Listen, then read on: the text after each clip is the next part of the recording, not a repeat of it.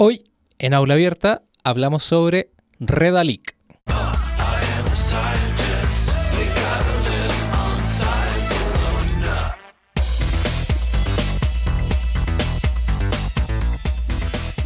El 31 de diciembre de 2019 fue identificado un nuevo virus causante de infección respiratoria en 41 personas en la ciudad de Wuhan, China.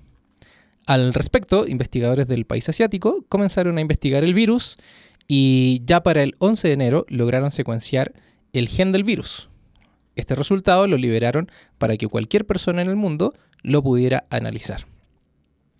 Esto permitió que el 12 de enero del 2020, es decir, un día después, científicos de otras partes del mundo ya tuvieran análisis filogenéticos concluyentes, como por ejemplo que el virus es genéticamente similar a otros dos coronavirus ya conocidos pero diferentes, el SARS y el MERS. Además, también se pudo estimar el potencial riesgo de transmisión en Asia mediante el análisis de las frecuencias de tráfico aéreo internacional desde Wuhan. El avance en los resultados científicos y la posibilidad de predecir el comportamiento del coronavirus podría haber tenido otro rumbo si la investigación hubiese estado cerrada o limitada por la posibilidad de comprar los resultados científicos publicados en artículos. Esto puede sonar un poco raro, pero es la realidad de la publicación y difusión científica en el mundo, controlada comercialmente por editoriales privadas como Elsevier, Springer Nature, Wiley, Taylor & Francis y Sage. Tan compleja es la relación entre la producción científica y las editoriales privadas que, en 2016, más de 60 universidades alemanas dejaron que expirara el contrato con Elsevier, la gigante editorial holandesa, debido al conflicto generado por el gran presupuesto invertido por las universidades para comprar la base de datos de revistas publicadas por esta editorial. No obstante, prácticamente la totalidad de las investigaciones publicadas por Elsevier son financiadas por recursos públicos y además también están arbitradas o revisadas por otros académicos, lo cual hace poco discernible la verdadera función de tal compañía. Ante este panorama complejo y económicamente macabro, existe una luz de esperanza que proviene desde el sur global, la ciencia abierta. Este es el nombre que desde hace algunos años se ha comenzado a utilizar para hablar de una manera de hacer, producir, difundir, publicar y evaluar la ciencia, cuyo principal exponente es, ¿adivinan?, Latinoamérica. Y uno de los actores principales del exitoso modelo científico abierto en la región es Redalic, el sistema de indización de revistas de acceso abierto, de calidad científica y editorial certificada de la Universidad Autónoma del Estado de México. Redalic comenzó en 2003 con el objetivo principal de contribuir a la visibilidad de las revistas científicas publicadas en la región, en un tiempo en el cual la mayoría de ellas no tenía presencia en la web. Hoy, la colección de Redalic contiene más de 600.000 artículos a texto completo de cerca de 1.300 revistas con revisión por pares de acceso abierto, publicadas por 622 editoriales de 22 países de América Latina, España y Portugal. Y todo esto de manera abierta, es decir, gratis y libre. Ante este panorama, nos podemos preguntar, ¿cómo es que la ciencia construida en los países del primer mundo se dejara embaucar por estas editoriales académicas? ¿Y a qué se debe que en Latinoamérica hayamos hecho frente de manera tan exitosa ante esta situación? De Redalic, los modelos de publicación científica del norte y del sur, de la ciencia abierta y mucho más, te lo contamos aquí en Aula Abierta. El Centro de Cultura Digital, en colaboración con Sergio Rubio Pizorno y Javier Lezama, presentan Aula Abierta, una exploración entre lo educativo y lo digital.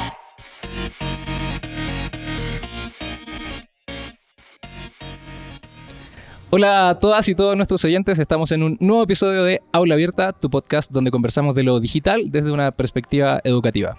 Los saluda Sergio Rubio Pizorno en la conducción y Rodrigo Valdés desde los controles. Quiero comenzar contándote que este es un episodio muy especial por un par de razones. En primer lugar, no estamos desde nuestra casa, el Centro de Cultura Digital en la Ciudad de México, como es costumbre, sino que junto a Rodrigo nos trasladamos hasta Toluca, capital del Estado de México.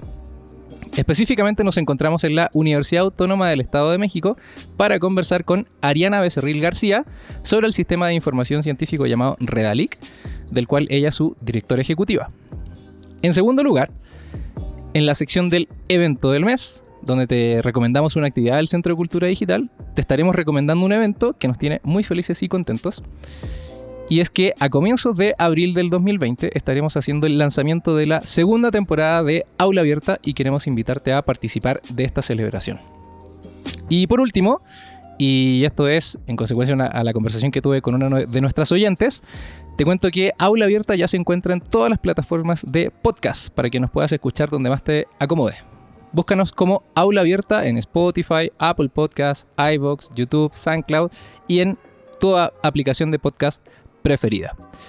Te invito a que te quedes con nosotros en este episodio especial que hemos preparado con mucho cariño para ti, para que te enteres de Redalic y el lanzamiento de la segunda temporada de Aula Abierta. Todo esto en un nuevo episodio de tu podcast, Aula Abierta. Comenzamos.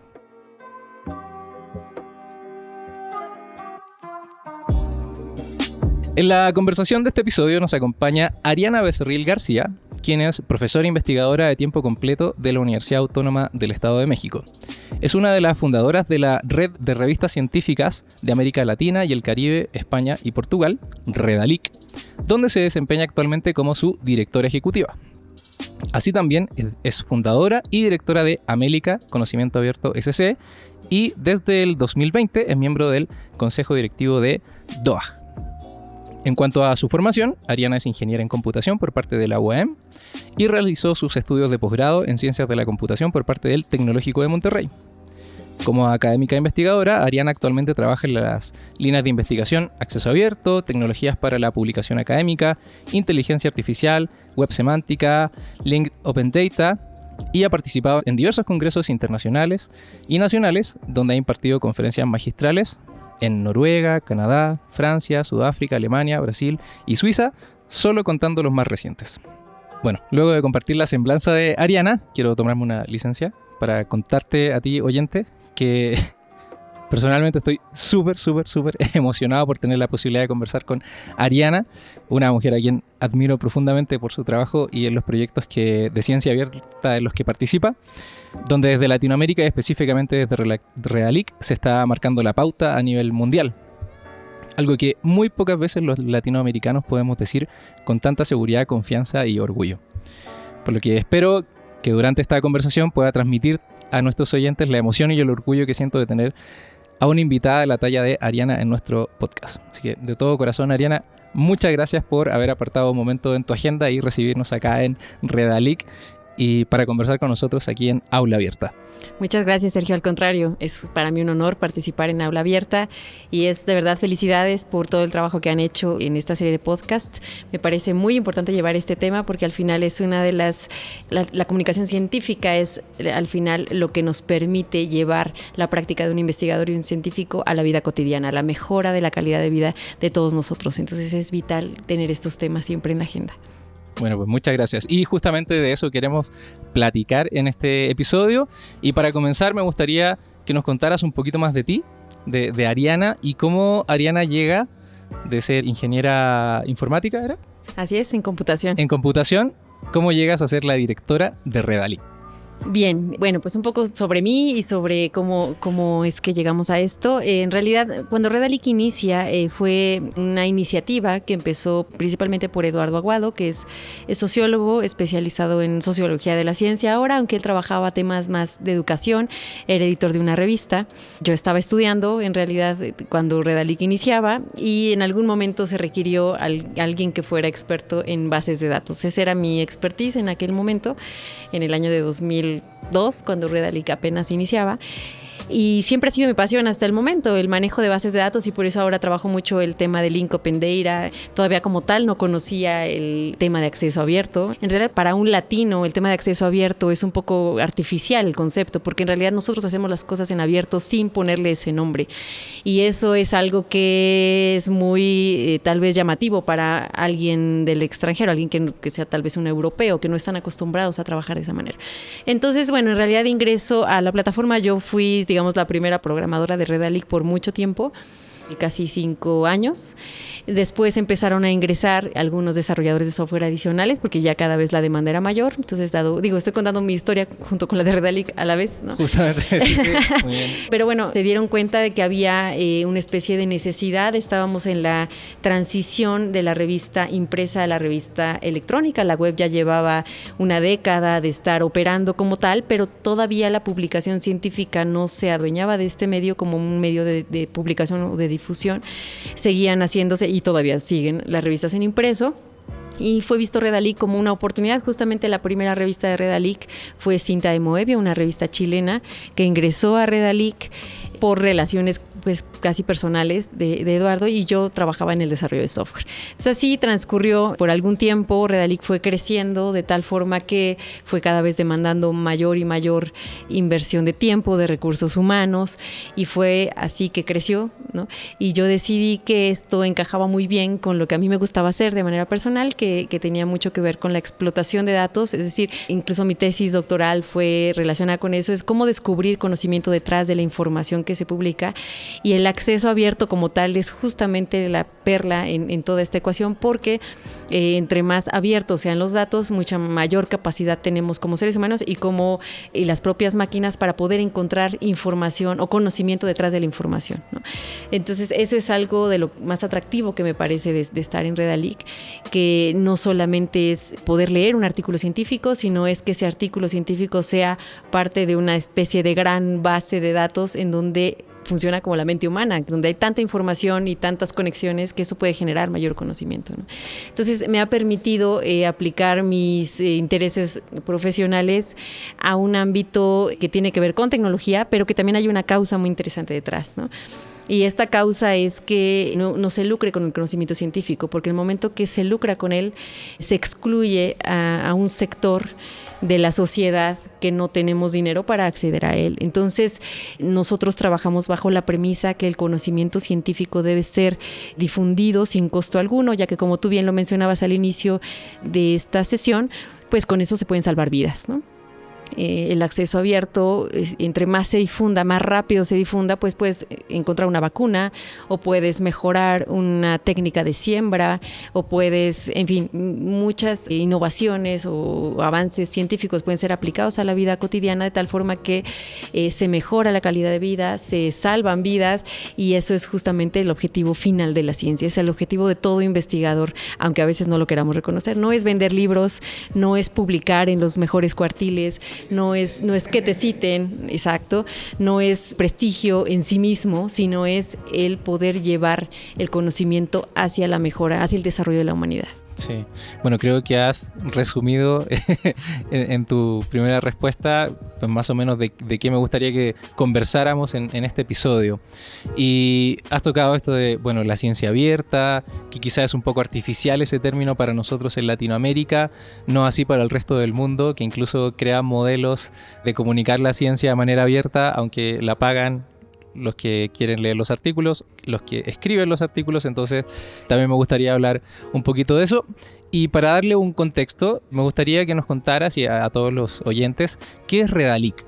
Porque a mí me parece que Redalic es una figura muy, muy, muy importante, sobre todo porque está en una universidad que está fuera del mainstream de lo académico en México. Entonces me gustaría que nos pudieras contar qué es Redalic. La definición oficial es que es un portal de revistas científicas que, además de tener los textos completos de las revistas científicas, también provee un conjunto de servicios adicionales como indicadores bibliométricos, que es información útil para la toma de decisiones en política científica, etcétera. Pero me gusta muchas veces más definirlo como, y no me gusta usar marcas, pero creo que es claro para la gente, como el Google de las publicaciones científicas, para empezar latinoamericanas, pero recientemente ya de cualquier parte del mundo.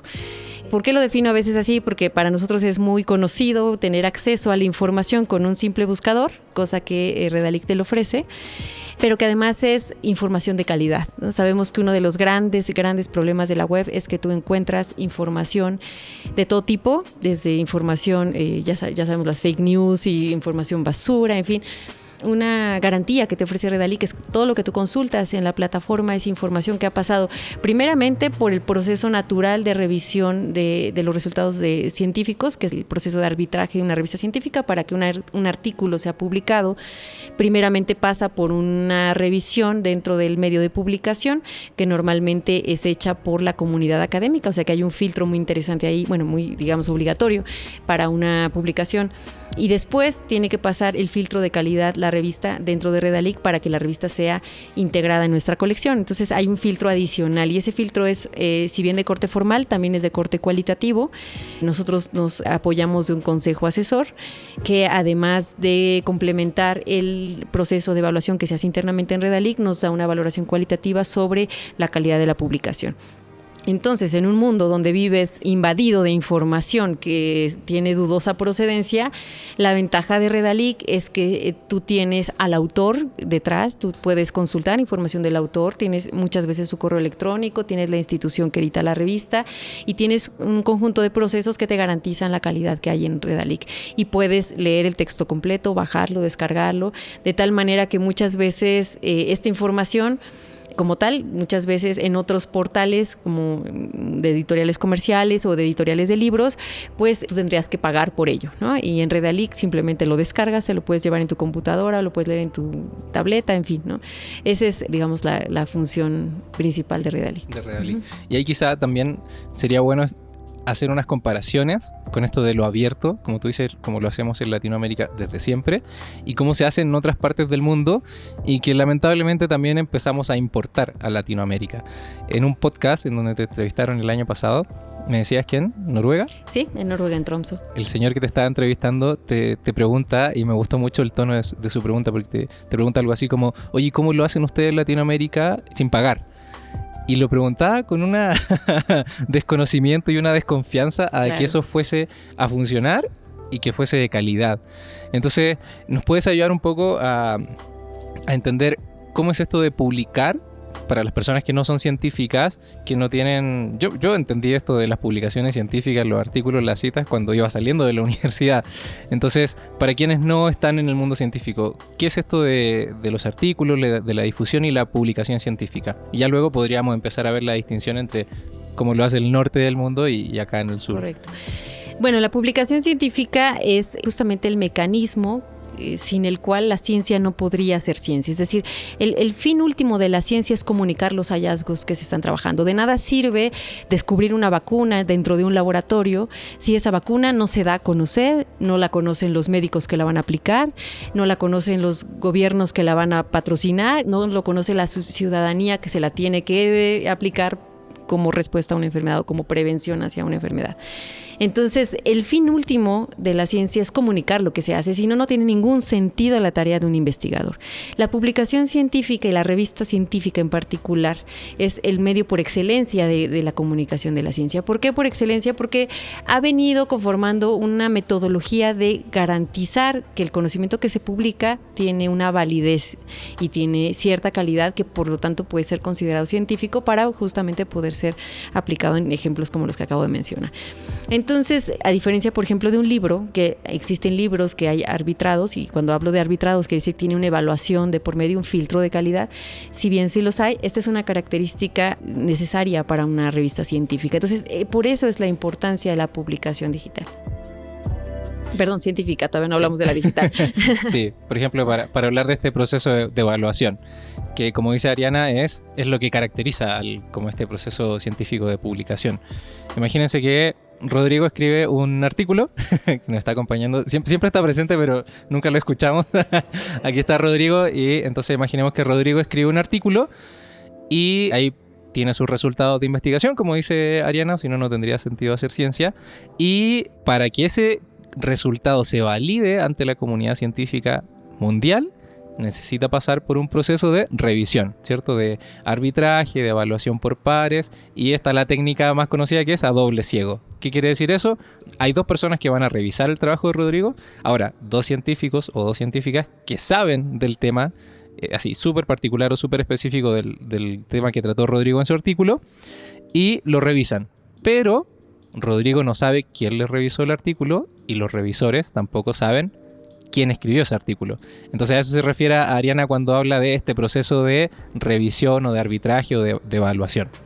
Así es. Y es justamente lo que da la garantía de que ese artículo es pertinente para el área de conocimiento que se está publicando y también cumple con los requisitos de calidad para ser considerado un conocimiento científico. Así es, porque si no se valida por los pares, se puede rechazar ese artículo. Así es. Y además en ese proceso hay una retroalimentación de esos pares hacia el autor original, de tal forma que el artículo se enriquece por el conocimiento de otras personas que también son expertas en el tema para obtener un producto final mucho más validado con respecto a la comunidad científica que pueda ser aplicado a la sociedad. Así es. Bueno, y hasta ahí estamos hablando en abstracto, ¿cierto? Ahora, como en todas las cosas de la vida, se mete el cochino dinero y eso marca una diferencia muy importante entre cómo hacemos esos procesos de publicación y de difusión científica en Latinoamérica y en general en el sur global, que estaríamos hablando de Latinoamérica, África, ¿cierto? De estos países, ¿cierto? Que siempre nos ven como en segunda división. Y cómo lo hace el norte global. Hablemos de Estados Unidos, Europa, Australia, quizás se mete por ahí, China. Entonces, ¿cómo hacemos ese proceso, Ariana, aquí en Latinoamérica? De hecho, sí, si bien se caracteriza en una forma de hacer publicación científica en el sur global, América Latina tiene un sello particular y es en ese sentido el campeón, ¿no? Y vale la pena decirlo desde América Latina y reconocerlo, porque cuando hacemos las cosas bien toca presumir. Y en América Latina todas las instituciones académicas lo han hecho posible y tienen que decirlo. ¿Cómo lo han hecho? Pues al final la publicación científica en América Latina ha estado fuera del mercado capitalista, cosa que ya no sucede con muchos bienes y productos y servicios en el mundo y sobre todo en el ámbito occidental. Pero lo que ha hecho América Latina es, yo siempre lo describo como una especie de cooperativa, ¿no? Es decir, todos hacen un pedacito del proceso de tal forma que los costos, entre comillas, que sí se requieren para llevar a cabo este producto, que este producto es una publicación académica, son distribuidos en muchas entidades. Es decir, por ejemplo, una universidad pública le paga un salario a un investigador por hacer su tarea y tener, digamos, resultados de su investigación que sean pertinentes para ser publicados. Pero a su vez esta misma universidad, incluso pública o privada, tomé el ejemplo de una pública, tiene a su vez publicaciones donde el mismo investigador puede publicar, ya sea dentro de su institución o en una universidad que está haciendo justamente lo mismo en otra parte de Latinoamérica y puede elegir este medio para publicar su investigación. De esa forma, la universidad está invirtiendo tanto en la investigación como en la comunicación de esa investigación, con dinero público o con dinero privado, pero está en manos de las instituciones académicas. De tal forma que no media ninguna empresa privada en este proceso, inclusive si viene de una universidad privada, porque estas mismas instituciones académicas pues han tenido y mantenido estas revistas que además han venido evolucionando y son revistas de mucha calidad. A veces se cree que las revistas que son gratuitas, entre comillas, y no se cobra al lector, son revistas de menor calidad, y voy a explicar que es justo lo contrario. Y este es un fenómeno que no entendería muy bien tal vez alguien que sea de otra región fuera de América Latina, porque en América Latina tenemos todos los años congresos de revistas, talleres de editores. Es decir, en América Latina no solamente hay una industria no comercial de producción de publicaciones, sino que hay una comunidad editorial de mucha gente preparada en estos ámbitos. En las universidades hay profesores que como parte de su tarea de ser profesor de tiempo completo en una universidad, hacen una revista científica y forman alumnos dentro de sus equipos que son becarios, estudiantes que van aprendiendo las tareas editoriales para hacer una publicación científica. Y entonces muchas universidades tienen estos equipos editoriales internamente que mantienen con becas, con salarios de profesores, de tal forma que además hay una profesionalización de la tarea. El conocimiento está dentro de las universidades, ¿me explico? Y estos congresos de editores y seminarios y talleres lo que hacen es reflexionar sobre nuestra propia publicación científica para seguirla desarrollando.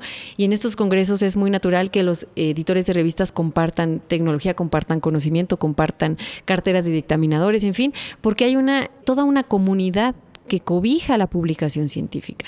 Eso no sucede en Estados Unidos, por ejemplo, o en América del Norte, en general y en Europa. ¿Por qué? Porque de alguna manera, y no sé si me voy a saltar al lado histórico, si no me interrumpes, cuando la publicación científica hace algunas décadas, sobre todo después de la Segunda Guerra Mundial, se retoma la publicación y sobre todo la educación. Las universidades se, vuelven a construir después de estos como fatales eventos que tuvimos en la historia de la humanidad. Pues resulta que para las universidades era muy costoso echar a andar este tipo de prácticas dentro de las propias universidades. Entonces, además estamos hablando de una era en donde no existía el Internet y donde cuando alguien publicaba un artículo, un libro o un acta de una conferencia, pues si la quería difundir en otra parte del mundo tenía que contratar un envío por barco y tenía que pagar miles de pesos o en este caso dólares o lo que fuera. Y tenía que esperar un mes a que su libro llegara de México a España o viceversa. Entonces, en esos tiempos, por supuesto que era necesario tener empresas que pudieran hacerse cargo de la distribución, de la impresión, porque ¿quién iba a tener en la era de Gutenberg una impresora como la que tenemos en nuestras casas hoy en día, cuando eran unos monstruos del tamaño de una cocina, ¿no? Y carísimos, que solamente lo podían tener algunas universidades y empresas comerciales? Entonces había que pagar por la impresión, había que pagar por la distribución, y había que pagar por llevarla físicamente a las bibliotecas en muchos lugares del mundo. Ahí sí era pertinente que editoriales comerciales cumplieran esta labor. Sin embargo, en la era digital, estos procesos son absolutamente masificados y además, de alguna forma, han permitido la democratización de la publicación editorial. Cualquiera de nosotros puede publicar o autopublicar, ¿no? Y cualquiera de nosotros, hasta con un tuit, podemos difundir lo que estamos haciendo y podemos llegar a otras regiones, podemos llegar a China, podemos llegar a Japón con un solo clic. Sin embargo, la publicación académica todavía tiene pertinencia dada las condiciones de garantía de calidad que yo comentaba al inicio, ¿no? Entonces, cuando surge esto, Europa pues empieza a crear estas editoriales comerciales que cada vez vienen adquiriendo más y más poder, y que llega un momento en donde su industria académica de publicación científica deja de existir, ¿no? O sea, fue totalmente ya sustituida por las empresas comerciales, y en un mundo o en una región donde hay recursos económicos en las universidades para poder tercerizar estos procesos, pues resulta fácil pues contratar una empresa para que haga algo que yo no puedo hacer y que me resulta, digamos que además es un empleo que yo genero en mi propia región, porque las principales editoriales, pues por ejemplo Elsevier da empleo a una gran cantidad de personas en Europa, y de alguna forma los europeos no se sienten incómodos con desarrollar una empresa europea, ¿no? Sin embargo, han dejado de lado que la privatización de este tipo de servicios sí deja fuera una parte del mundo como a nosotros, ¿no? Entonces, en ese sentido es que allá se crea una industria comercial y acá no, acá se crea una industria absolutamente académica, cooperativa, en donde los costos son absorbidos por las universidades académicas, y así nos hemos mantenido a lo largo de la historia. El problema que sucede en el mundo es que cerca de 2003, cuando surge como tal la Declaración de Budapest, que es esta declaración que formaliza este término de acceso abierto, pues es que incluso norteamericanos, Harvard lo dijo en su momento: yo me declaro incapaz de seguir pagando las suscripciones a las editoriales comerciales. Yo no puedo, incluso siendo Harvard, seguir pagando a través de mis bibliotecas suscripciones a revistas científicas. Necesita inventarse algo, ¿no? Y se inventa el famoso acceso abierto, cuando en realidad en América Latina no se tuvo que inventar porque ya lo hacíamos de facto. Sí, ese es el nombre del norte para algo que en Latinoamérica es para un problema que se creó en el norte, que dejaron que sucediera en el norte. Y cuando yo voy al norte, mi pregunta un poco naif que siempre hago es: levanto la mano y digo, ¿pero cómo permitieron que esto pasara? Sí. Bueno, ¿Qué les pasó por la cabeza, ¿no? Veníamos conversando con Rodrigo y justamente era esa una de las preguntas es: a ver, le pasó a los científicos. Se supone que es de la gente más inteligente del mundo. Y le pasó a los científicos de Europa, de Estados Unidos, no a los científicos de Latinoamérica o de África. Entonces... ¿Sabes qué pasa? Que el problema en Europa inclusive no radica directamente en el científico. Las estructuras en el mundo capitalista están hechas de tal manera que un científico, y yo lo conversaba en diversas ocasiones con investigadores de otros países, me decía un investigador recientemente de Noruega: bueno, es que yo no tengo idea de esto porque yo voy a mi biblioteca y yo puedo entrar a las bases de datos, yo no sé cuánto cuestan, a mí no me las cobran, las paga mi universidad, no sé si esto está excluyendo a un latinoamericano o a un africano, porque yo entro y pienso que así funciona el mundo. Pues no, ¿no? Claro. No funciona así. O sea, que tú tengas el mundo resuelto en cierta manera no quiere decir que todos lo tengamos, ¿no? Pero es algo que el científico no, de alguna forma, no es consciente porque hay una infraestructura, un andamiaje que se encarga de hacer ese tipo de compras de tal manera que el investigador no se entera. Que lo dejen visible. Así es. Inclusive nos pasa en América Latina, debo decirlo. Es decir, muchas veces cuando yo doy pláticas en América Latina sobre el acceso abierto, yo encuentro una resistencia muy grande sobre el acceso abierto porque los investigadores tampoco lo valoran en el estricto sentido del acceso abierto. Tampoco ven la exclusión o la inclusión porque en América Latina estamos también acostumbrados a, digamos, consultar ciertos medios que o son gratuitos o los que son comprados a lo mejor con trabajo si lo paga mi universidad, o voy a la UNAM y que tiene más cosas que en la UAM y entonces voy y consulto allá. Entonces tampoco es que se tiene muy claro a veces el valor en sí mismo del acceso abierto, ¿no? Pero sí es un hecho de que quien detonó el problema fue Europa, asfixiados absolutamente porque dejaron que todos estos, no solamente el acceso y la lectura está controlada por las editoriales comerciales, sino ahora lo más preocupante es que muchos pasos en los procesos de investigación son controlados por las editoriales comerciales. Entonces ya no pueden más, y universidades las más prestigiadas y con más recursos del mundo no pueden más con ello, ¿no? Y entonces empiezan a voltear hacia otros lugares y dicen, a ver qué están haciendo los de América Latina que a ellos no les cuesta nada, ¿no? Es que, a ver, es que sí cuesta, pero es que hay dinero público, hay gobiernos, hay instituciones, hay tareas de profesores. Yo soy profesora de la UAM y a su vez trabajo en Redalí como parte de mis procesos de investigación. De alguna forma llevo en mi quehacer de profesora investigadora la difusión en acceso abierto como parte de mis actividades, y eso es algo que tampoco se podría hacer en el norte, ¿no? Entonces, bueno, es un proceso endémico, digamos. Sí, sí. Hace algunos episodios atrás teníamos a Atahualpa Espinosa, quien está coordinando el área de educación del Centro de Cultura Digital, y él, uno de los proyectos en donde está trabajando en el Centro de Cultura es la creación de la Wikipedia Maya. Y ahí, en esa conversación, salía una reflexión muy bonita respecto de cómo dos culturas, la cultura maya y la cultura digital, que a priori podrían estar completamente disasociadas, o sea que no se tocan, incluso uno dice no me imagino a un abuelito maya con un teléfono celular. Bueno, encontramos en esa conversación algo que es común entre estas dos culturas, entendiendo la cultura digital como esto de compartir lo abierto, ¿cierto? Y era, en la cultura maya, todas estas construcciones culturales, intelectuales, son comunes. Y es una cosa que a mí me gustó mucho porque yo estudié matemática en la universidad. Entonces uno siempre veía que el teorema tenía nombre de una persona y era hombre, además. Uno no decía, es el teorema de tal cultura. O no. Y cuando pensamos en lo maya, en lo indígena, en lo propio de Latinoamérica, uno dice, un bordado maya o una pintura de tal cultura. Entonces, en esas diferencias, uno nota que aquí la cosa es distinta. Y luego de que fuimos conquistados y ahora que más o menos nos estamos emancipando un poco en ciertos aspectos, vemos que la cultura digital también tiene mucho de eso. De, no sé, alguien hace un meme y lo hace para compartirlo. O sea, no lo hace para guardarlo, como decía Ariana, la ciencia se hace para compartirla, para difundirla. Entonces, veo que eso también se está reflejando, esto de compartir, de lo común, de lo comunitario, propio de la cultura maya, por ejemplo, como ejemplo de una de las culturas ancestrales de nuestra región. Veo que también se está reflejando en algo que podría estar también muy alejado, que es la cultura científica de nuestra región. Que son, no sé, la gente más ruda, la más reacia a cualquier cosa, pero no, ahí también se está viendo este rasgo latinoamericano. Sí, no olvidemos que el conocimiento es el único bien que al compartirse se multiplica, ¿no? Si yo te presto un zapato, me quedo sin uno, ¿no? Pero si yo te comparto una idea, seguramente tú la vas a enriquecer y puedes hacer algo mucho mejor con la idea que yo te compartí. Eso sucede también con la ciencia y eso es lo que favorece precisamente el surgimiento de la web.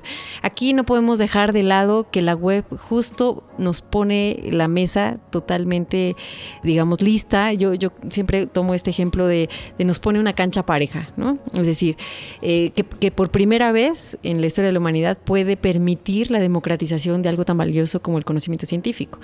Su creador, Tim Berners-Lee, lo creó con ese objetivo. Él era un académico, lo sigue siendo, que crea y piensa la web como un medio de comunicación absolutamente democrático, ¿no? Un mundo sin fronteras, sin barreras de idioma, en donde toda la parte, digamos, técnica pueda subsanar las diferencias que hemos creado como sociedades y las limitaciones que hemos creado como sociedades. Y lo hemos logrado en muchos sentidos. Sin embargo, en la publicación académica hay una disputa, por un lado muy intensa y por otro lado preocupante, yo diría debería ser alarmante para muchos, porque esta batalla en algunas partes y en algunos sectores de la comunicación científica se está perdiendo y se está utilizando la web para seguir comercializando con la ciencia. Por eso Redalyc decidió a mediados del año pasado abrirse al mundo, ¿no? Y hace justamente, un poquito más de un año, se creó Amelica como una iniciativa fundada principalmente por Redalyc, pero que de manera cooperativa invita a otras instituciones a ser parte, porque nosotros hemos venido siendo testigos de que sí, Redalyc ha tenido muchos avances, se descargan más de 10 millones de artículos al mes, atendemos a casi 60,000 personas diferentes por día de cualquier parte del mundo que vienen y descargan un artículo y seguramente harán algo muy bueno con ello. O sea, es innegable el beneficio de una plataforma de acceso abierto. Sin embargo, no es suficiente, ¿no? No es suficiente porque el acceso abierto está transmutando de una un costo por lectura a un costo por publicar. Y la respuesta de las editoriales comerciales al acceso abierto es muy clara. Ellos dijeron, ya me salté tal vez a las editoriales comerciales, pero te sigo hablando del tema norte-sur. La respuesta es muy clara. El acceso abierto es imparable, ¿no? Es inminente, no me puedo negar. Y mi respuesta como empresa editorial, que quiero seguir obteniendo una ganancia porque es el último objetivo de una empresa privada, entonces voy a trasladar el costo. La sociedad no quiere que siga cobrando por leer, está bien, no voy a cobrar por leer, pero ahora me va a pagar alguien. ¿Y quién me va a pagar? Pues el autor. Y en este otro pago, pues otra vez dejan fuera a las regiones en vías de desarrollo como las nuestras, que no tenemos el suficiente recurso para pagar ahora por publicar, ¿no? Y entonces ahora estamos viviendo en un mundo híbrido donde hay algunas cosas que se tienen que pagar por leer y otras que se tienen que pagar por publicar. Para nosotros esto es sumamente peligroso y hemos sido muy críticos y muy políticamente incorrectos cuando hablamos de este tema, porque creemos que se tiene que decir con todas sus letras. Si nuestras universidades en América Latina empiezan a destinar dinero para pagar porque unas revistas publiquen artículos de sus investigadores, lo que están haciendo es destinar dinero que originalmente podía ser invertido dentro de su propia industria editorial y dentro de la investigación como tal, que en nuestros países no sobra el dinero para hacer investigación, que se puede emplear perfectamente para hacer más investigación, se va a destinar hacia el ámbito privado, cuando en realidad América Latina tiene sus propios medios de publicación y de comunicación científica. El problema que vivimos muy grave es que estas editoriales comerciales se han encargado de decir que que los medios de prestigio son lo que se cobra, ¿no? Es decir, Elsevier dice y creó como tal y es juez y parte en ese sentido y dice, mis publicaciones son las mejores. ¿Y por qué son las mejores? Pues porque yo lo digo en un producto que se llama Scopus, en donde yo ranqueo las publicaciones y casualmente las mejores son las mías, ¿no? Y las de mis colegas de empresas editoriales, porque ahí es una realidad donde las publicaciones latinas, por ejemplo, no aparecen con los mejores rankings o las mejores calificaciones en estas bases de datos que vienen de empresas comerciales, pero pues habrá que preguntarse por qué, ¿no? Y entonces hay una especie de menosprecio por parte de nuestros consejos nacionales y de nuestras universidades y tratan de llevar al investigador a publicar en lo que se considera de calidad, dicho por las propias editoriales, ¿no? Y despreciando un poco la publicación hecha en la academia, la publicación que no se cobra, ¿no? Eso está haciendo que en países como Colombia, por ejemplo, haya cada vez una disminución de recursos hacia las publicaciones que no cobran y privilegian la publicación en revistas que están indizadas en este tipo de bases de datos, ¿no?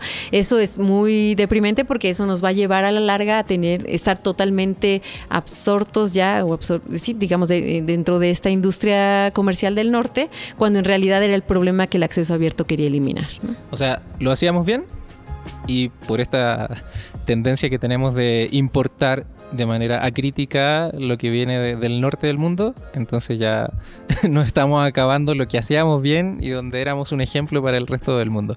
Bueno, vamos camino para allá, tampoco... Sí, tampoco es que ha sucedido, por eso es que justamente nos parecía muy importante alzar la voz y decir, señores, esto está pasando, y la forma que se nos ocurrió hacerlo desde el lado de la academia, porque al final nosotros trabajamos para la academia, es hacerlo con Ameli, Conocimiento Abierto. Amelica es de sus siglas con este nombre extenso, que es una plataforma que integra otras universidades y que juntas llevamos esta voz y compartimos tecnología y compartimos, digamos, conocimiento y recursos para poder sostener que la comunicación científica se siga haciendo sin fines de lucro. O sea, si entiendo bien, Amelica es como un grupo de entidades académicas latinoamericanas. Principalmente, aunque ya también se abrió al mundo. Ok. Uh-huh. Y entonces ahí lo que hacen es compartir los recursos que tienen, ya sean, no sé, los software. Así es, por ejemplo, Redalic compartió toda su tecnología, ¿no? Algo que, por ejemplo, Redalic, y lo tengo que decir, no es solo el discurso, es que no solo somos en realidad críticos sin fondo. En realidad, y si alguien nos visita, que los invitamos a que vengan al edificio de Redalic, si alguien nos visita se darán cuenta que la tercera parte de nuestro personal, o sea, alrededor de 20 personas, son desarrolladores de software. Nosotros creemos que la tecnología puede ser usada para la democratización del conocimiento. Llámenos ilusos un poco, pero hemos dado muestra que se puede. Y hemos creado un sistema de producción de revistas. Para las revistas cada vez resulta más caro llevar su revista al ámbito digital, porque se necesita cierto equipo especializado, y si quieres tener estándares de calidad y de visibilidad en la web, necesitas tener un conjunto de protocolos, no quiero usar esas palabras, pero bueno, de tecnologías que te permiten que tus artículos publicados sean conocidos en el mundo y no se pierdan en la masa de información. Entonces, Redalic creó un sistema llamado MarcaLeak que permite a las revistas que son parte de Redalic gratuitamente producir su revista. Y generas un formato PDF, EPUB para tabletas y, en fin, de una manera muy sencilla, sin tener que requerir o subcontratar una empresa tercera. Creo que eso es sumamente importante. Lo que ustedes hacen, esto de regalarles el software a las revistas que están en Redalic, le están ahorrando un montón de dinero a la propia revista y a la institución que la cobija para pagarle a una editorial, como estas editoriales privadas que les cobrarían por hacer el sitio web, por mantener la revista, por marcar los artículos. Esto de la marcación es más o menos, imagínense un PDF que ustedes lo ponen en su, no sé, en su sitio web, en su blog, en su Twitter. Pónganlo de esa manera, donde quieran. Necesita tener ese artículo algunas cosas especiales que se llama una marcación, como si ustedes le pusieran un timbre. Bueno, estos son varios timbres, y eso sirve para que los buscadores encuentren esa información, porque si no tiene esos timbres, si ustedes van a su buscador de gusto, en realidad se pierde, justamente no lo puedes encontrar, a pesar de que esté el artículo en el PDF, en la página web y esté gratuito y todos lo pueden acceder. Entonces, imagínense lo importante de tener un software gratuito hecho en Latinoamérica para ahorrarte todo ese dinero. Ahora, podemos verlo, en vez de pagarle a una editorial, pagarle a una persona, claro, o a alguien de tu equipo que se capacite con Redalic, porque además también es un trabajo que ustedes hacen de manera muy, muy fuerte, que se capacite con Redalic y que esa persona marque los artículos. Así es. Entonces, de esa manera nosotros aportamos desde Redalic en este ecosistema donde todos contribuyen, donde todo surge desde la academia. Nosotros venimos de una universidad pública y trabajamos dentro de una universidad pública, y nuestros becarios y gente contratada se le paga con salario público, con dinero público. Entonces, aportamos esto al público en general para beneficio del acceso abierto y para sostenerlo y que se siga manteniendo y fortalecerlo, ¿no? Sin embargo, no es la filosofía de todos, ¿no? Entonces, hay plataformas, otras en América Latina, que se están yendo más por la corriente comercial, ¿no? Y vemos a Elsevier, por ejemplo, patrocinando eventos de acceso abierto en Brasil, ¿no? Eso es, no sé, a ver, imagínense el diablo financiando una corriente religiosa de alguna iglesia. Es así, un homólogo. Pero sucedió, no quiero decir marcas, sí. Pero... No queremos decir Cielo, pero sí, yo me hago responsable. Sí. A mí me gusta lo que hace Cielo, pero incluso crearon un ranking, creo, o algo así, un índice, algo con para... Clarivate Analytics. Claro. La verdad, bueno, ya que tocas ese tema, vale la pena decirlo. Nosotros inició Redalic mirando a Cielo. Cielo para nosotros es como una especie de hermano mayor, ¿no? Siempre lo hemos respetado mucho porque él inició con las ciencias duras, nosotros más con las ciencias sociales. Y ya con el tiempo hemos venido como empatando, pero en realidad surgimos para ámbitos diferentes, nada más que pues sí, encontramos que Cielo ha tomado otro tipo de políticas y en ese sentido nos hemos distanciado ideológicamente y nosotros somos un poco más los rebeldes de la revolución, pero porque no queremos o estamos convencidos de que haber, por ejemplo, creado este índice que se le llama Cielo Citation Index, que es como sumarse a esta base de datos comercial, regalarle el trabajo que se hizo en América Latina, en Brasil en particular, de muchos años, a una empresa comercial que lo que hace es etiquetar las revistas acorde a sus propios parámetros, ¿no? Es como haberle dado la razón, ¿no? En vez de seguir creando nuestro camino, que si bien que puede tener deficiencias, es uno de los más fuertes, al menos en acceso abierto en el mundo, ¿no? Entonces yo creo que, y en ese sentido nos hemos distanciado, porque nosotros le apostamos más por colaborar con nuestras instituciones y crear software y métricas y otro tipo de cuestiones más acorde a las necesidades, en este caso de América Latina, que sumarse, en este caso, a Clarivate Analytics, que ahora es una empresa china, cuyos fines son obtener una ganancia, porque es una empresa privada, ¿no? Entonces, en ese sentido, no nos gustó esa decisión. A ver, te voy a proponer que hagamos una recapitulación así muy concreta de... Pensemos en estos procesos de publicación y veámoslo ya con el signo peso en los ojos, así, netamente comercial. Antes, en Europa, las universidades, o bueno, todavía sigue pasando este asunto, pero las universidades destinaban, o los centros de investigación, la academia en general en Europa, destinaban parte importante de sus presupuestos anuales para pagarle a empresas como Elsevier para comprarle las bases de datos. ¿Qué son las bases de datos? Son todo el montón de artículos que se ha publicado, ¿cierto? Que Elsevier edita. ¿Qué significa que edite? Significa que les hace la página web, que deja le justifica el texto. Que lleve el proceso de evaluación de los artículos. Claro. Uh-huh. Bueno, no era sustentable, ya incluso Ariana nos decía, universidades como Harvard, ¿cierto? Decía, no puedo pagar más, en la editorial hablábamos de más de 60 universidades alemanas, que siempre miramos a los alemanes como los griegos de nuestra época, bueno, también les pasó, ya no podían pagar eso, incluso dejan de pagarle a Elsevier y empieza toda esta negociación, todo esto del Open Access, ¿cierto? El título, la etiqueta que nace en el norte. ¿Qué proponen las empresas privadas? Dicen, bueno, ya no les vamos a cobrar por las bases de datos, pero tenemos que cobrar por algo, porque como dice Ariana, ese es el fin de una empresa, generar recursos, ¿cierto? Plata, generar dinero. Entonces el cambio es, bueno, ya no les vamos a cobrar las bases de datos, sino que ahora vamos a cambiar el cobro a quien quiera publicar con nosotros.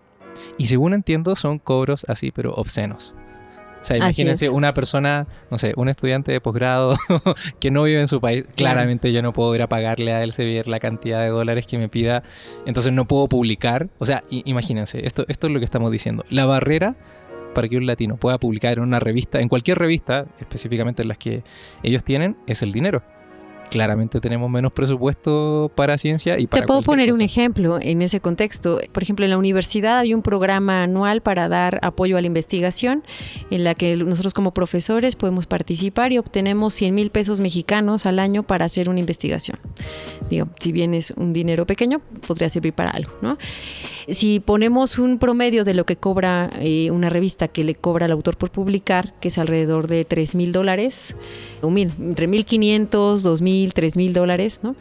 Podríamos hablar que incluso la mitad del presupuesto que me dio mi universidad para hacer toda la investigación me la voy a llevar en pagarle a una empresa privada porque me publique esos resultados. Pero en realidad yo ya tuve que reducir mi presupuesto para desarrollar mi vacuna o para hacer una cuestión muy específica porque tengo que reservar para publicar.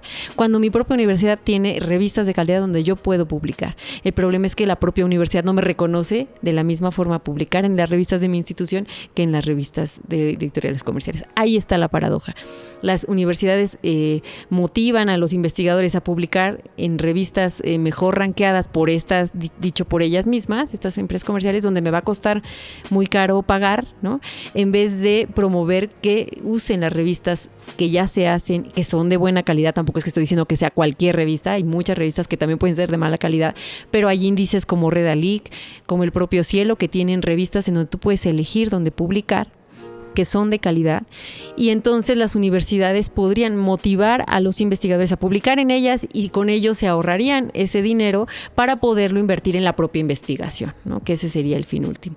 Y la historia que comentas, de hecho no termina ahí, casi termina ahí, pero justamente hace 1 año y medio, casi a la par que surgió Amelica, Europa dijo, bueno, a ver, está sucediendo esto con el acceso abierto, está sucediendo que lo están cambiando al pago por publicar, entonces vamos a hacer algo que le llamaron Plan S, que es como el último avance en este tema de acceso abierto, en donde se organizan los principales financiadores de ciencia y tecnología en Europa, bueno, algunos de ellos, no los principales, faltan algunos, en donde ellos deciden que tienen que poner manos a la obra para hacer del acceso abierto una realidad. De hecho, ese es su eslogan, ¿no?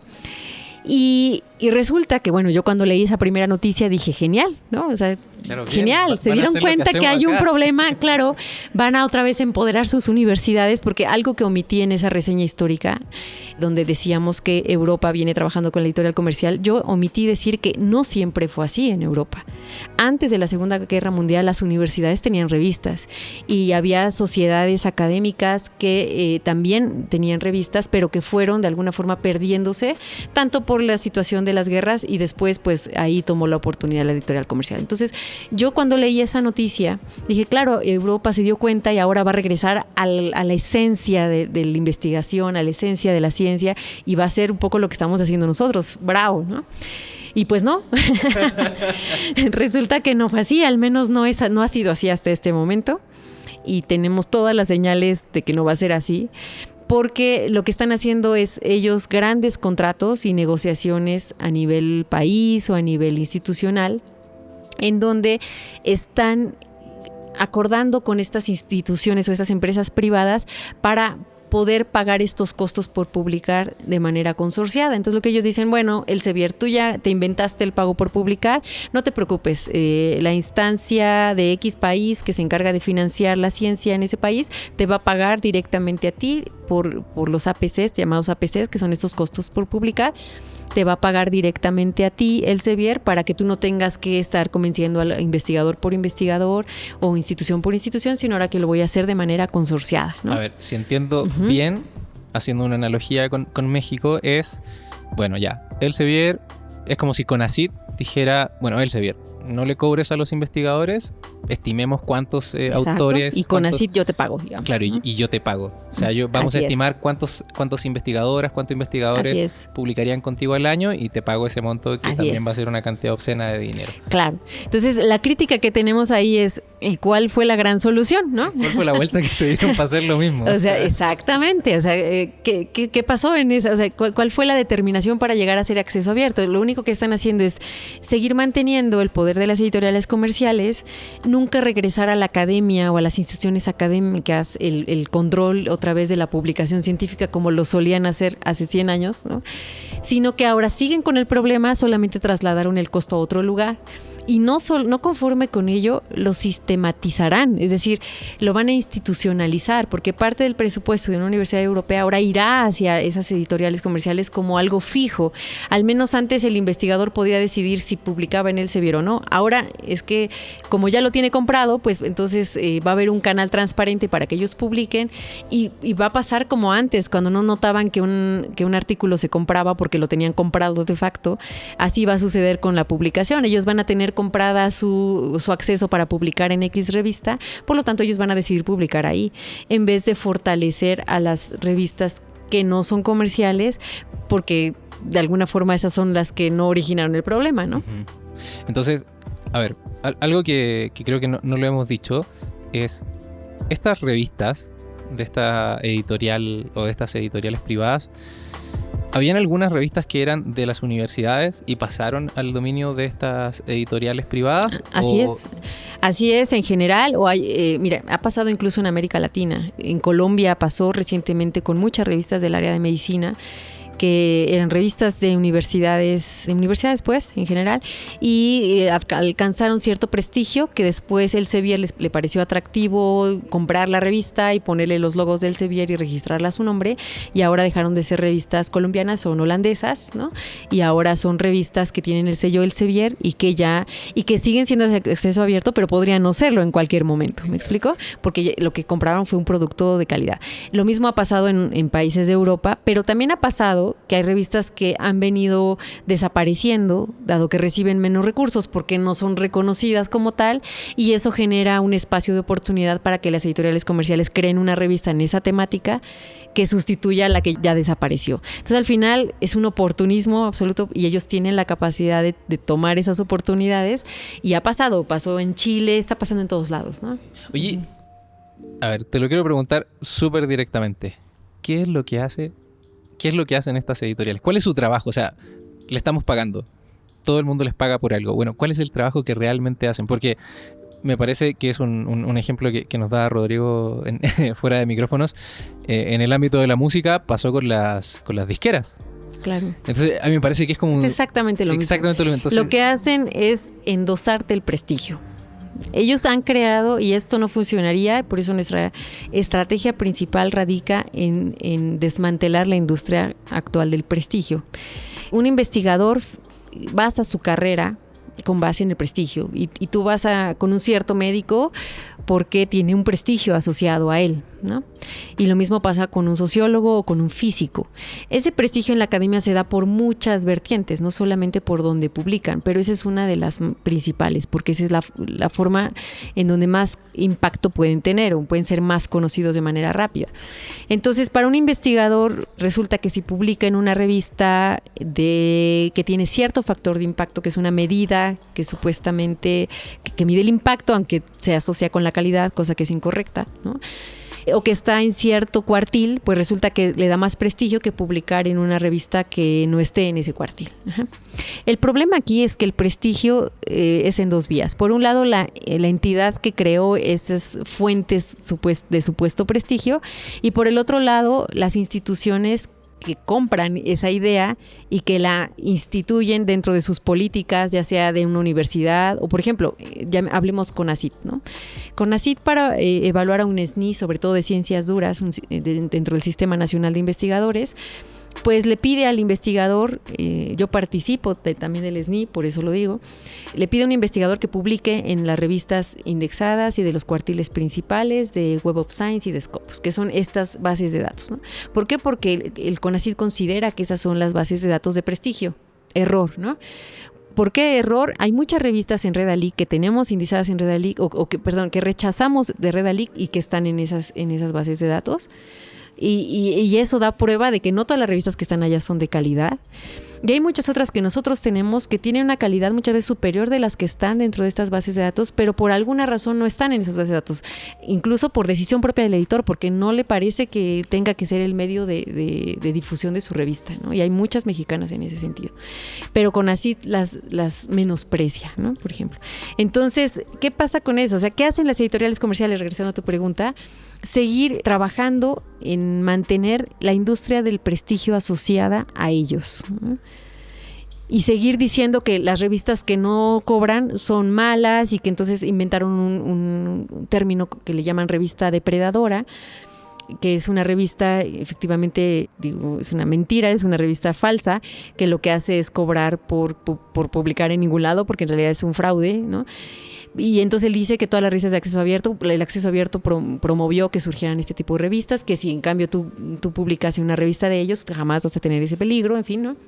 Nosotros lo que decimos es que el acceso abierto que ellos hicieron, que es el de cobrar por publicar, y crearon el espacio para que estas revistas depredadoras surgieran, porque si no cobraran por publicar ni por leer, nunca habría surgido una revista fraudulenta que le cobre por anticipado a alguien y que después no lo publique, ¿no? Sí, y aquí hay varias aristas y algo que me parece que hay que volver a decirlo para dejarlo más claro es que prácticamente toda la investigación que se hace en Latinoamérica y en el mundo se financia con recursos públicos. Entonces es CONACYT, bueno, pongámoslo aquí en México, bien local. CONACYT le paga a las universidades, o le da el financiamiento a las universidades, o le paga a los investigadores de manera directa e indirecta su sueldo, ¿cierto? Ellos investigan y sus resultados de investigación los quieren comunicar, los quieren publicar en revistas, y ojalá que sean revistas importantes. Bueno, el mismo CONACYT les dice, oye, las revistas más importantes donde deberías publicar son revistas que no son latinoamericanas, que son europeas, que son de estas editoriales. Claro, no lo dice tal cual, ¿no? Pero sí promueve que estén en el cuartil tal, en Claro. donde casualmente no están representadas las nuestras, ¿no? Claro, no hay revistas latinoamericanas. Exacto. En mi área, que es la matemática educativa, conozco una revista que está en ISI y está como en el cuarto cuartil, y creo que por muy buena que sea, nunca va a subir. Porque además es en español, principalmente. Eso también, el tema del idioma, creo que influye mucho. Entonces, bueno, esta es mi interpretación. Ahora sí me hago cargo de mis palabras. No lo ha dicho CONACYT, pero le dice al investigador, publique en estas revistas y va a ser bien valorado, ¿cierto? Así Porque es. todas estas valoraciones, estos rankings, estos puntajes tienen que ver con el sueldo que le damos al investigador, ¿cierto? Lo estamos Claro. financiando. Bueno, para publicar en esas revistas hay que pagarle a este tercero, que en este caso sería una editorial privada. Que hemos nombrado solo a Elsevier, pero también está Springer Claro. Nature y que no se nos Wiley, escapen. y Sage, etcétera. Sí. Ahora, pero eso se hizo con recursos públicos. Entonces ya, porque vamos a pagar por publicar algo, publiquemos en una revista que también esté hecha, financiada por recursos públicos. Luego, para poder leer esos resultados, nuevamente hay que volver a pagar a un privado por resultados de investigación que fueron financiados por recursos públicos. Entonces esto huele mal por todas partes. Y luego inventan esta cosa del ranking, del prestigio, que a mí lo asocio mucho como con el orgullo. Creo que le están tocando el orgullo a la gente. Y me parece que es un aspecto tan débil de desenmascarar y desmantelar, con el ejemplo de Web of Science. Recuerdo que hace algunos años, bueno, cambia de dueño, ¿cierto? Cambia de dueño, cambia de nombre, le seguimos llamando Easy al ranking, aunque ya no se llame así. Claro. Pasa de una empresa, Reuters, no me acuerdo Ujú. si era estadounidense, Estadounidense, Thomson Reuters. y Ajá. pasa a ser de los chinos. Bueno, eso pasó de un año a otro. ¿Y qué pasó en la página? Bueno, antes habían muchísimas revistas gringas, ¿cierto? Estadounidenses. Y al otro año, cuando ya el dueño son los chinos, estaba Así es. lleno de revistas chinas, lleno de artículos chinos. Entonces tú dices, oye, ¿cómo de un año a otro China se volvió tan así? Tú dices, no, deben estarle echando ganas, como decimos aquí en México, ¿cierto? Están haciendo un buen trabajo. Claro, ¿eso se notaría en un año? Yo creo que no. O sea, es tan débil esto del ranking, que como nos dice Ariana, es un ranking que ellos inventan, que entiendo, según tomé algún curso hace algunos años, no sabemos cómo calculan eso. No, O sea, nos cero transparencia encuentras Claro. ahí. O sea, es como... Nunca hay forma de repetir, que tú puedas recalcular.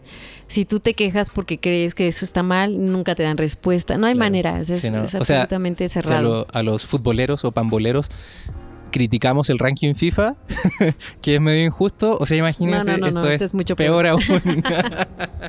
Esto es mucho peor. Sí, entonces, aquí hay un círculo horrible, así un círculo Pero sabes vicioso. que lo interesante de esto es que esto tiene muy poco en América Latina que empezó a suceder. Eso era la forma de reconocer la ciencia en Europa y en el norte en general. Pero hablemos del caso mexicano. Hace 10 años todavía Redalic era considerado como una fuente de calidad para un investigador ante el CONACYT.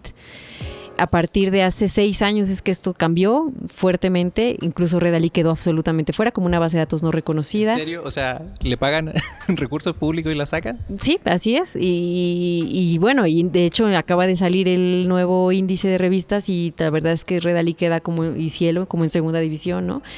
Entonces, uno no entiende, pero es algo muy reciente. O sea, la verdad es que es algo que ha venido mutando a imitar el problema que los del norte quieren deshacerse y ahora nosotros en el sur estamos empezando a adoptar. Pero es muy reciente. Entonces, el problema aquí o lo que vemos es... Hay una gran área de oportunidad de decir, vean lo que están haciendo, es que están a punto de seguir imitando y vamos a terminar igual que Harvard diciendo esto es incosteable, es insostenible, o podemos detenerlo y un poco retomar y ver cómo lo estábamos haciendo, que lo hacíamos bien, ¿no? y tampoco se trata de vivir en nosotros en un ecosistema cerrado y no voltear a ver lo que hace en el norte y ignorar absolutamente las empresas privadas. No se trata de eso. Se trata de valorar a la ciencia con base en otros méritos, más allá de los rankings y de las bases de datos y de que si está en Redalyc o en Web of Science o en Scopus. La investigación en sí misma tiene un valor y hay que descubrir ese valor y hacerle un poco justicia, ¿no? Y cuando eso suceda, entonces el prestigio va a ser mucho más transversal y no lo va a tener solo la industria comercial, sino que puede estar distribuido entre lo comercial y no comercial, porque en realidad ese valor va intrínseco a la investigación que se está publicando. Eso es lo que promovemos nosotros. Y cuando eso suceda, entonces el piso va a ser más parejo y podrían existir editoriales comerciales, pero también puede existir Redalyc y el usuario final o el lector o el investigador puede decidir dónde publicar y puede decidir qué es lo mejor, porque no hay un CONACYT que le dice a fuerza pública dónde te van a cobrar, ¿no? Y en términos, volviendo a esta etiqueta del prestigio, el prestigio y la valoración, me gustaría poder resaltar que, bueno, estoy muy decepcionado porque no sabía eso de que Redalyc había estado considerado como algo de calidad por CONACYT. De hecho pasa en muchos países. Actualmente el país que mejor reconoce, perdón, ya te interrumpí. No, adelante. Que reconoce, digamos, de mejor manera tanto las bases de datos abiertas respecto a las cerradas es Argentina, ¿no? El resto de países de América Latina se han estado volcando hacia un sistema de valoración más de Web of Science o factor de impacto. Habría que preguntarle. Te puedo preguntar a ti, pero en realidad hay que preguntarle a ellos, o tendría que preguntarle a ellos por qué están haciendo eso.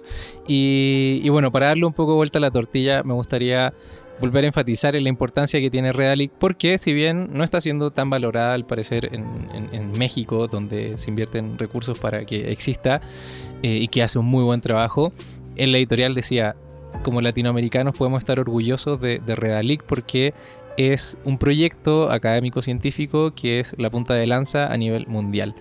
Y eso tiene que ver con que Redalyc sí está siendo reconocido y está siendo valorado en otras partes del mundo. Incluso creo que están capacitando gente en India, en otros lugares del mundo. Entonces me gustaría que también nos contaras de eso para bueno, tenemos estos problemas, pero también somos buenos y bueno, no nos reconocemos acá, pero sí en otros lugares del mundo no están reconociendo. Mira, al final nosotros estamos en ese sentido muy orgullosos del uso que tiene la plataforma por un lado, o sea, la cantidad de estudiantes que consultan todos los días y que cuando llegamos a hacer un mantenimiento, la página está lenta, etcétera, nos tuitean de inmediato, Redalyc, ¿qué te pasa?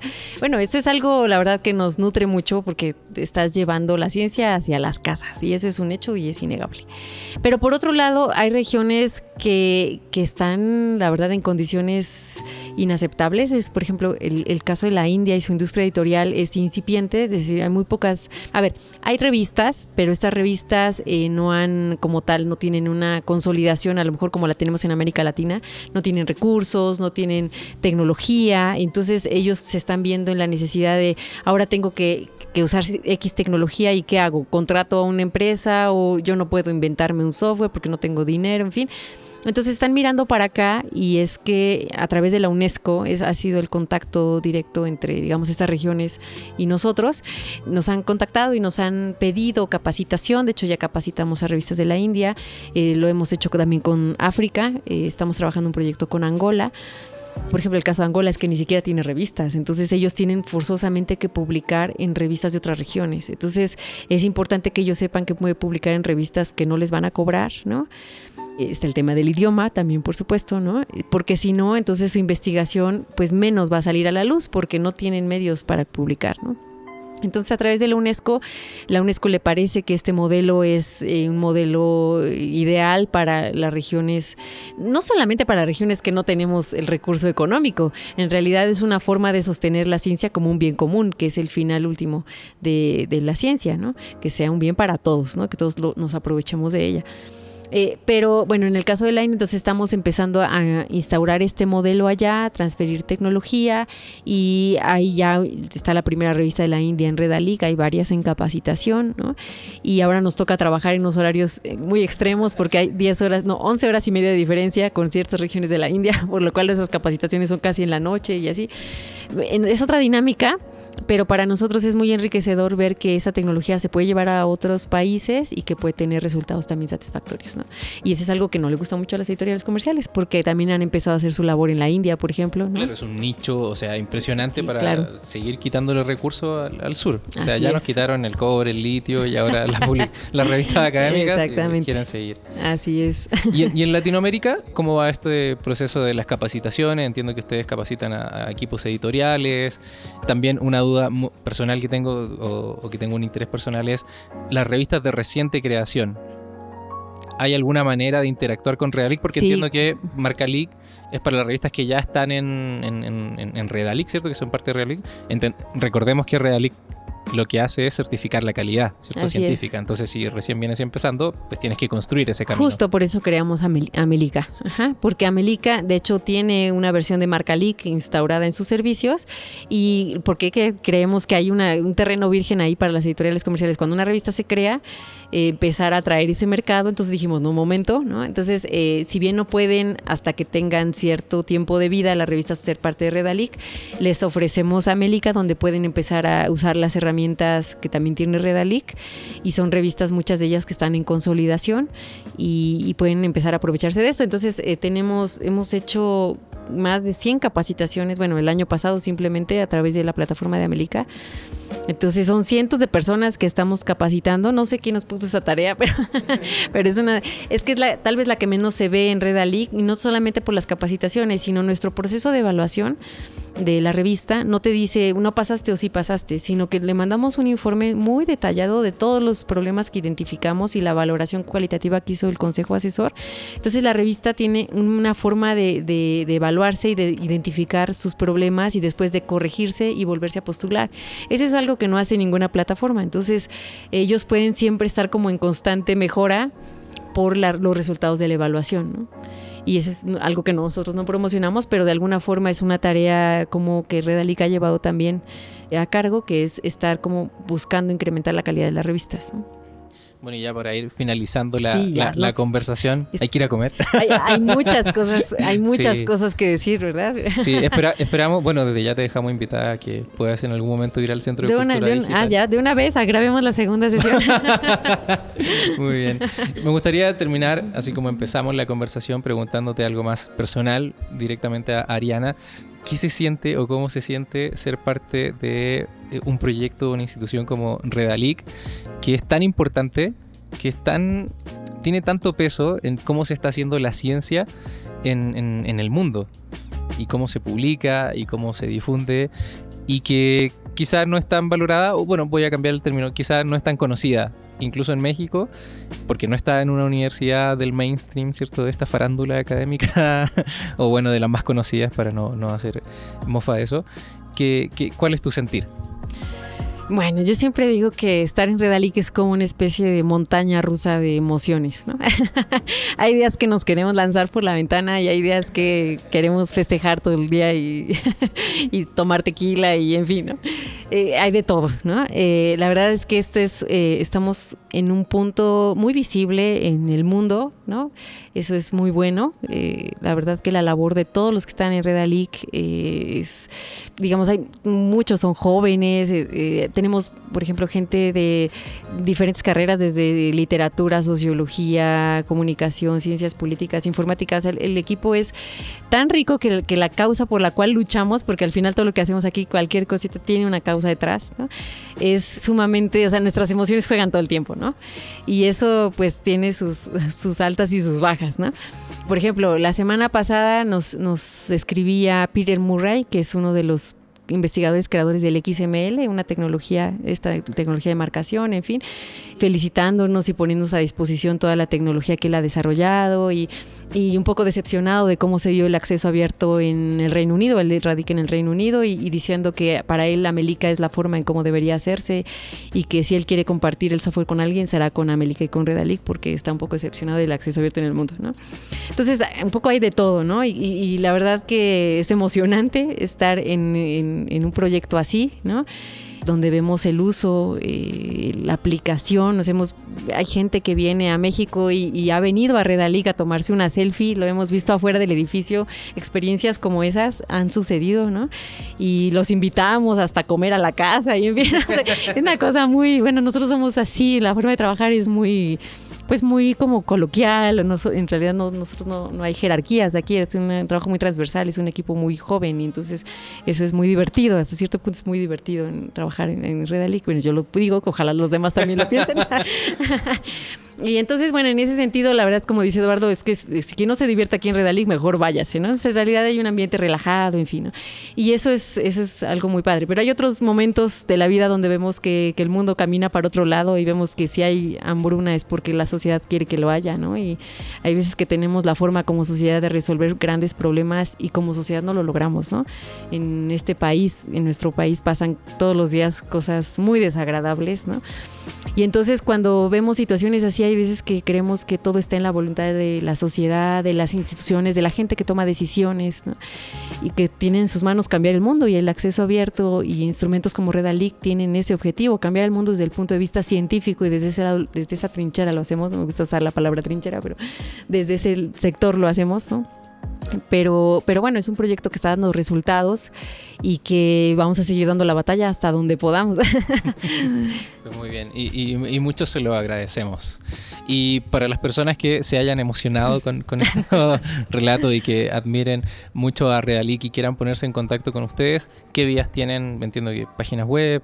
Bueno, la página web que ya conocen, www.redalic.org, nuestras redes sociales, que son muy peculiares. Tenemos estudiantes que el domingo en la noche nos dicen: Redalic, por favor, dame un artículo de la pobreza en Argentina, porque necesito hacer una tarea. Entonces hasta esos tweets contestamos, entonces por las redes sociales.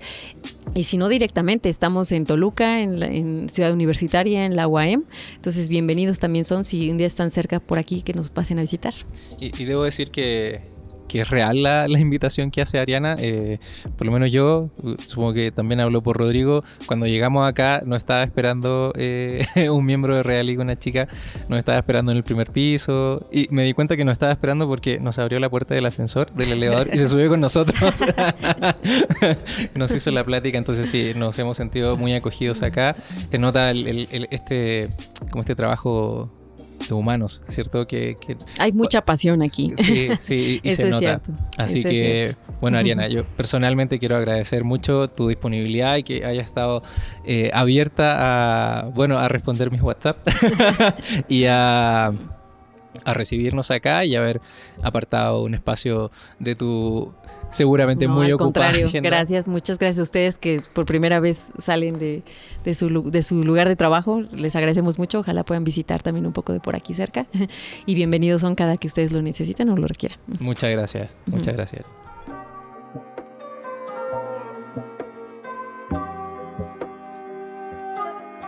A continuación te traemos el evento del mes.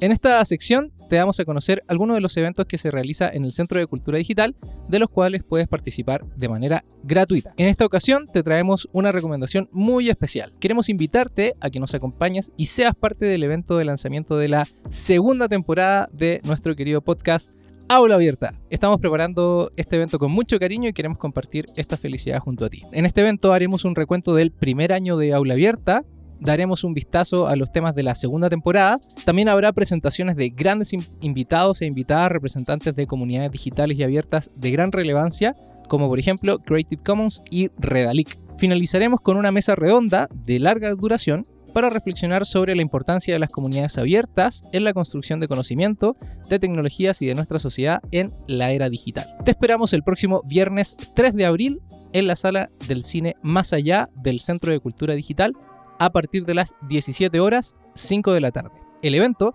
está dirigido a todo público, con énfasis en los interesados en lo digital en todos sus ámbitos. Están todas y todos cordialmente invitados a este evento, el cual es completamente gratis. Para más información ingresa a centrodeculturadigital.mx, visita nuestras redes sociales o escríbenos a aulaabiertapod@gmail.com. Finalizamos este episodio especial dándote las gracias por acompañarnos en una nueva edición del podcast Aula Abierta. Te recuerdo que si quieres contactarte con nosotros, nos puedes escribir en Twitter a la cuenta @aulaabiertapod, POD, aulaabiertapod, y a mi cuenta personal, @Sergio Rubio, al inicio en vez de S es Z, es con Z, @Sergio Rubio. También nos puedes escribir por correo electrónico a la dirección aulaabiertapodcast@gmail.com. Además, ya nos puedes encontrar en tu aplicación de podcast favorita. Búscanos como Aula Abierta en Spotify, Apple Podcasts, iVoox, YouTube y SoundCloud. Te invitamos a suscribirte a nuestro podcast en cualquiera de estas aplicaciones y que nos dejes tus comentarios y calificaciones para interactuar directamente con nosotros.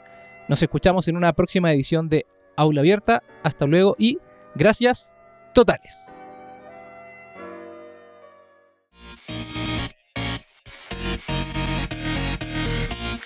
Aula Abierta, una producción del Centro de Cultura Digital.